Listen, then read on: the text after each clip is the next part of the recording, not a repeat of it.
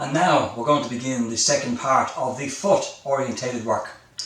What we want to do now is to use the video that we shot last, which is where we talk about posture and poise, and start to do exercises that are very supportive in helping you achieve that posture and poise. And the best way to do that, of course, is to have Amatsu balances. But the secondary best way to do it is to adopt a protocol and principle yourself so that you can maintain the quality of those balances and essentially keep yourself good day to day in between those balances. Now, the principle behind what we're going to do. So now, we're going to start the second part of the foot exercises. And what I want to do is to discuss the importance of this particular process.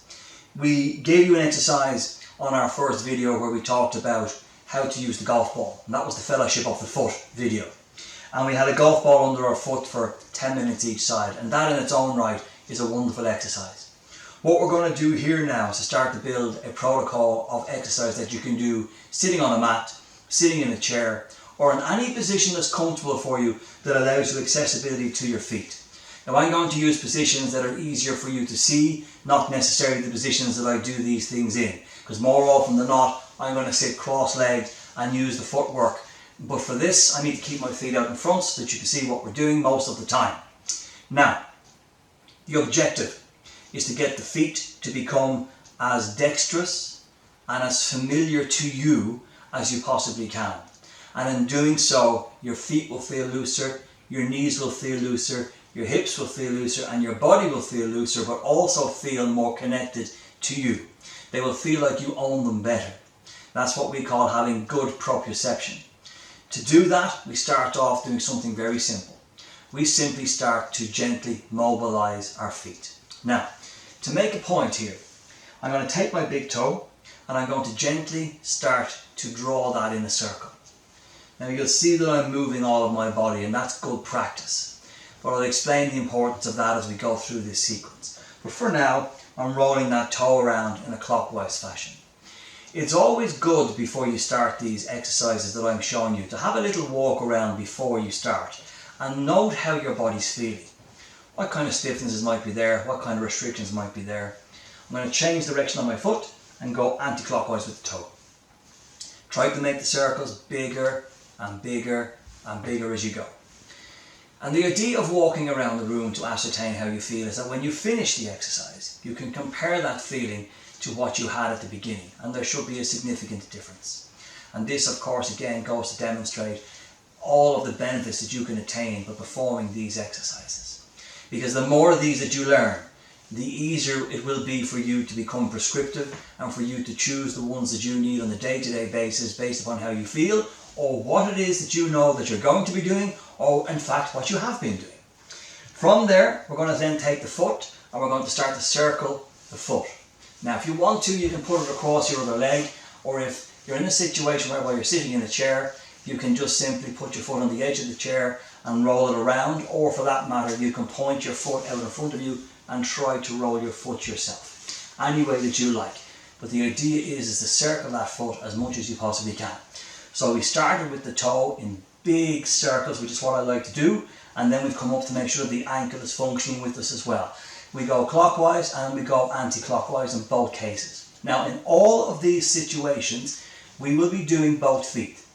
For your benefit, to keep the video short, I am going to do just simply one side. And I encourage you when you're doing this to do one side first, have a walk around when you've done the one side and compare it to the side you haven't done. And just to remind you, if you start, in this case I've started on the left, tomorrow I will do it on the right.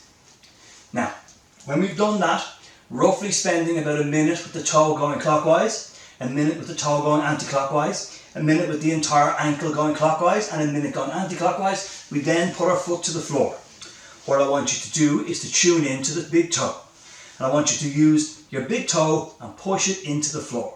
It's difficult to see this here because of the fact that my foot is in contact with the floor. But if I use my thumb, you can see what I'm doing. So I push my big toe into the floor, I relax it. I push my next toe into the floor. And I hold it there for in and around 10 seconds or thereabouts.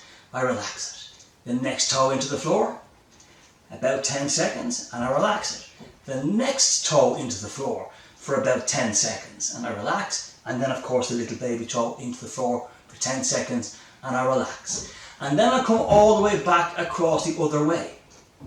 And I repeat it again and once more. So we go big toe to little toe to big toe to little toe to big. Then what I want you to try to do is to lift the big toe up. And again you will hold that there for about 10 seconds, big toe down. And then try to raise up all the toes together and point all the toes down. And again holding each of these for about 10 seconds. There's lots of foot exercises. This builds into a routine that by itself lasts half an hour. That's not what we're looking for right now. What we're looking for is something that you can do very gently and very easily, just to start developing a relationship with your feet and with your ankles, and that will become a knee, pelvis, spine, neck and shoulder routine that we want you to be able to try to achieve in a relatively short space of time to really help you feel at your optimum every day. If you have difficulty in separating each of your toes in this activity, do something simple. Put your thumb on your big toe, index onto your next toe and all the way across, and then what you can do is you can gently push the finger and the toes together to help you teach your nervous system what each part is. Gently pushing each one as a training exercise to allow you to become more au fait with that particular footwork. So remember, this configuration is simple. Big toe circle, clockwise to anti-clockwise. Roll the ankles, clockwise to anti-clockwise. Foot on the floor, big toe into the ground, all the way across to the little, all the way back across to the big, all the way across to the little again, back to the big. Then lift your big toe up, then lift all your foot up, and repeat that twice. And then essentially go for a walk around and see how that foot feels compared to the foot that you haven't done, and you'll have a very nice comparison to work off. That is the second part of the foot. Tomorrow we're going to add the ankles and knees to this process, and we shall continue to work from there. And of course, I mentioned before, look out for the Mind series. We're going to start doing that soon, which will have some beautiful meditative work in there for you to become much more familiar with how your body feels from the inside out. We look forward to sharing that with you. Until then, bye bye.